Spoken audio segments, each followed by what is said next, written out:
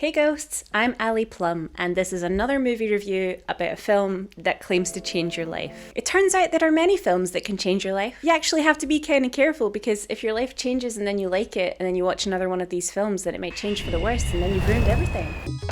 I think my fringe is longer on one side than the other, and it's really annoying me.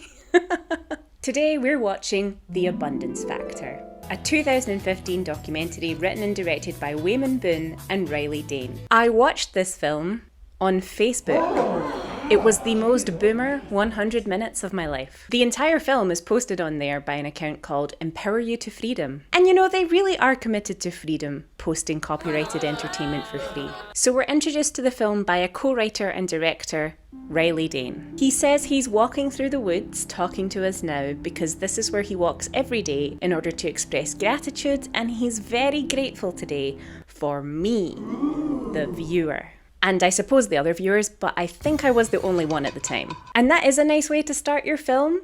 It's certainly better than what happens next. When you look around the world today, things seem stark. 50% of marriages are ending in divorce. 80% of people are unhappy or dissatisfied with their jobs. The average student debt has increased by a whopping 58% over the last 7 years. 1 in 10 Americans now identify as taking antidepressant medication. I have a feeling that they watched the intro to the film and Riley Dane was like, actually guys, I have more footage. Yeah. I'm just gonna go and get it. Yeah. I need to go to the woods quickly and then I'll be right back with the clip. We get an unreferenced list of things that are signs that we as a human species are unhappy. And Riley wonders what we should do about all this unhappiness. Riley, it's not antidepressants that are making people sad. So many people use bandages nowadays to dress wounds. What are we gonna do about it? The bandages? Yeah, the bandages. They're out of control, but they help people heal. We should burn all the bandages, and then no one will ever have a wound again. I cannot express how little I care about Riley Dane's upbringing. I grew up the middle of 3 kids. That's me in the center, the funny looking one with the misshapen head. Being the middle child meant I always had to try a little harder to get my parents' attention. He was a middle child, for Christ's sake. That's the most boring one. Riley invites us on a journey to learn how to live an abundant life. And he's packing a suitcase and talking about leaving Canada for several months. I've never really been out of Canada that much, so... Why isn't happiness and abundance in Canada? I thought this was going to be an inner journey, not a road trip. But I suppose Canada does kind of feel like the middle child of places. We get these jobs. We were told that we have to go to school and we have to get good grades and we have to graduate and get this degree. And then after we get a degree, then we have to go out into the world and we get a job. And then we got to get a good job. We've got to impress our friends. We got to impress our family.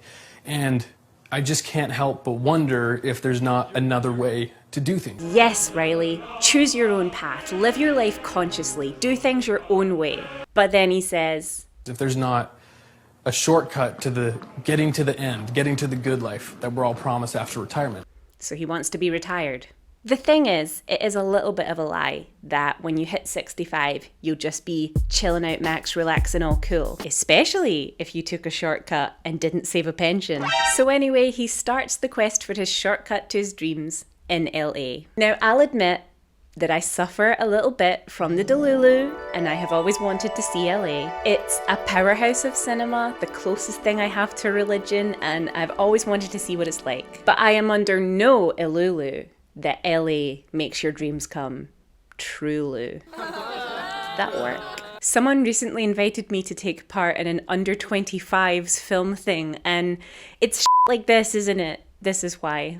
So he interviews people in LA who are dressed up as superheroes about their dreams, and he films them so close up. It's like, take a step back, Riley. My number one goal in life, to be in the Ellen DeGeneres TV show.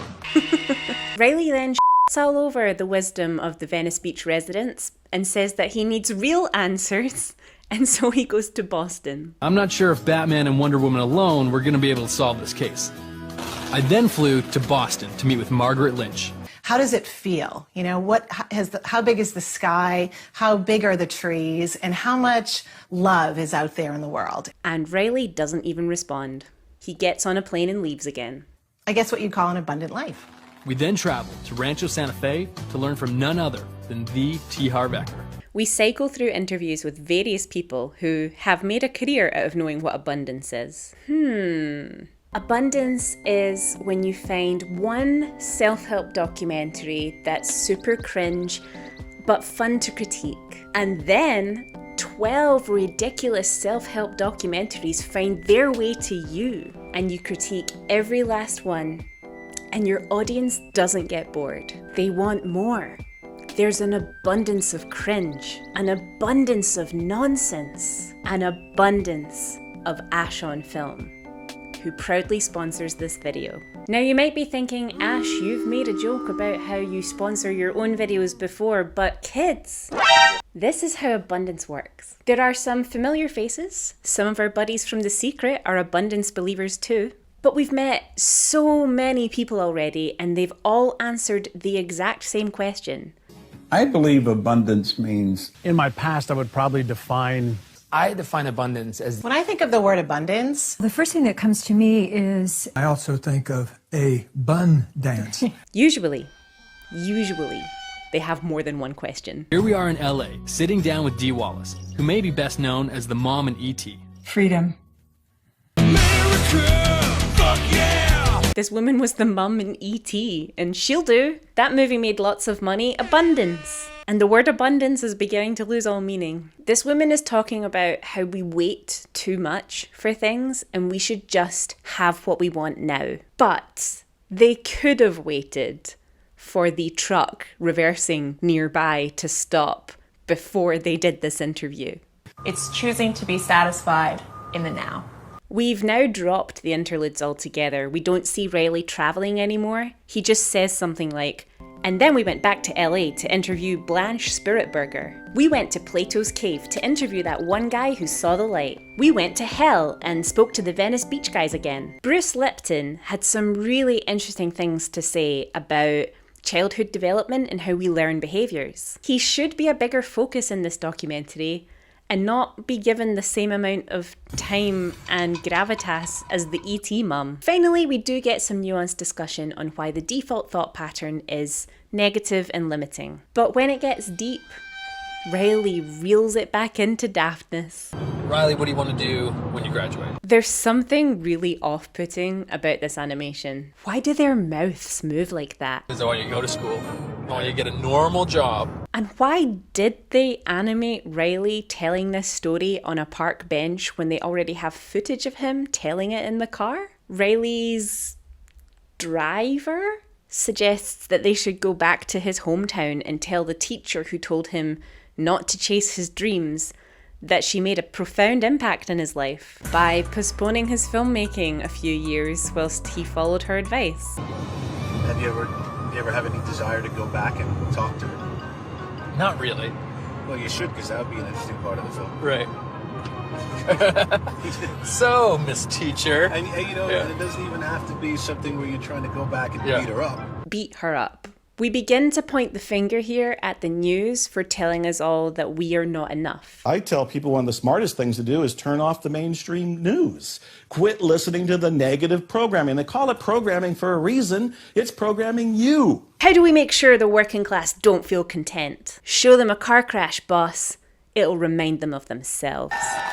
Riley has stopped filming himself now and only delivers the segments in voiceover. If we really want to make a change in the world, and for ourselves, we're going to have to look inward and change those beliefs ourselves. I feel like he was really invested at the start of this documentary and now he's just phoning it in. The edit is getting pretty choppy as well. It feels like they had budget for the first half hour and then the rest of the film is just a photo slideshow. But now we're going into the steps on how you can draw abundance to you. What do you want? Why do you want it? Why don't you have it? What is your new plan? What's the first small step?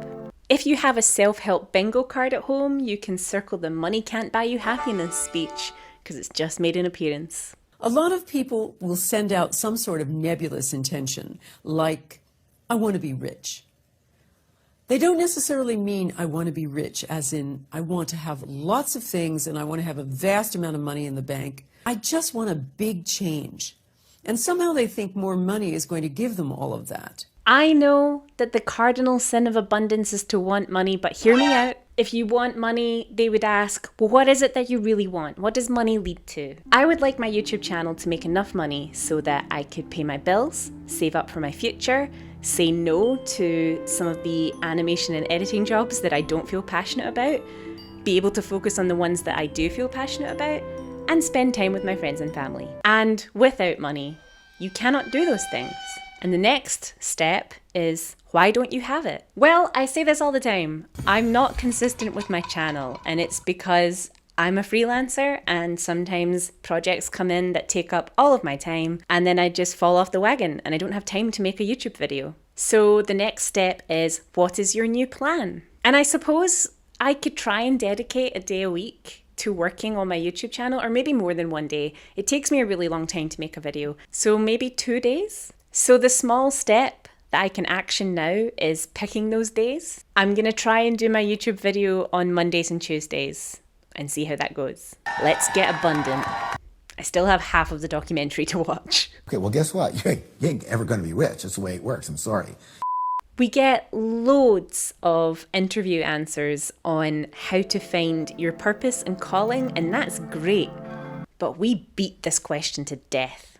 Why take a few opinions on the matter when we can ask every single person in the US, but not Canada? How do you study happiness? OET, Mum. I'm glad you asked. I did a course called The Science of Wellbeing. I took a course called The Science of Wellbeing. I did the Science of Wellbeing course. Another thing that we always get in self-help material is the suggestion of gratitude journaling, and I am an advocate for this. I think it's brilliant. Then there's an emphasis in the interviews on giving to the world in order to receive. And you can give all kinds of things. You can give money, time, kindness, energy, entertaining videos, witty remarks, YouTube thanks. All giving is beautiful. But there's still one question I don't have an answer to. The question that started this very journey. Really, Riley? You've asked questions over and over again and got as many answers as you possibly could, and you still don't feel like you have the answer to this one question? What is the abundance factor? It's understand yourself. It's the magical human ability to open up to what you most deeply want. It's 80 different interview answers on the same question interspersed with stock footage. To be fair, this movie was made abundantly. And it doesn't even end here. Riley asks everyone what they would tell their 20-year-old self. I would tell my 20-year-old self not to get a cat. Aww. I'm just kidding, Tiger. I'm only joking. The abundance factor is very simple. The abundance factor is you. I knew it. I joke about the ridiculousness of these self-help documentaries, but honestly, if you do actually follow a lot of these techniques, you will find yourself feeling happier and more driven. And I'm going to commit to my new abundance plan. Today's Tuesday. I wrote my video yesterday. I'm filming it this morning. I'm gonna edit it this afternoon, and then hopefully that's me. I am back on the consistent posting wagon. What would you like an abundance of? Please abundantly flood my comments. And I'll see you next time. And the time after that. And the time after that. And the